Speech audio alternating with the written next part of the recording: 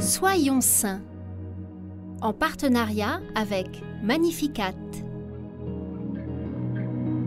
Nous souhaitons aujourd'hui une très belle et sainte fête aux Fulbert, aux Terence et aux Terry.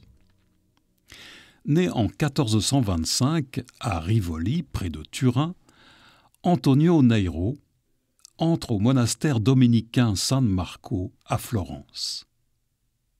Il a pour prieur saint Antonin et pour compagnon le bienheureux Fra Angelico. Au départ, sa foi n'est pas très solide et il est un frère plutôt médiocre. En 1448, Antonio sort très éprouvé d'une épidémie de peste qui cause la mort de nombreux frères. Il demande à être muté en Sicile où la vie semble plus agréable. Mais Antonin s'oppose à son départ. La Sicile est conquise par les musulmans depuis le IXe siècle et la vie y est dangereuse pour un moine chrétien. Malgré tout, Antonio embarque. Mal lui en prit. Il se retrouve prisonnier de pirates musulmans qui le conduisent à Tunis. Épuisé par la captivité, il finit par se convertir à l'islam car il n'a aucune envie de devenir esclave et consent à prendre une épouse.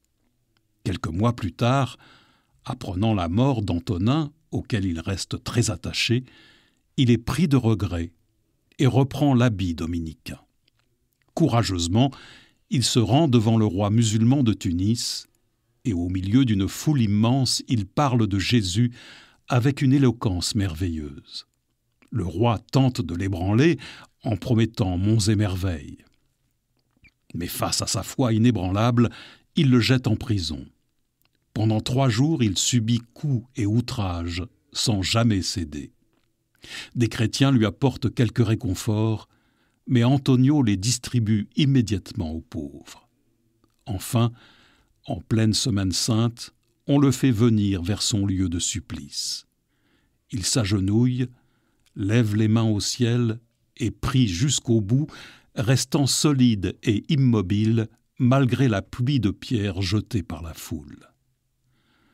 À la suite de saint Pierre qui, après avoir renié Jésus, a fait l'expérience du pardon et a donné sa vie pour l'annonce de l'Évangile, le bienheureux Antonio a finalement choisi de proclamer sa foi, quels qu'en soient les risques.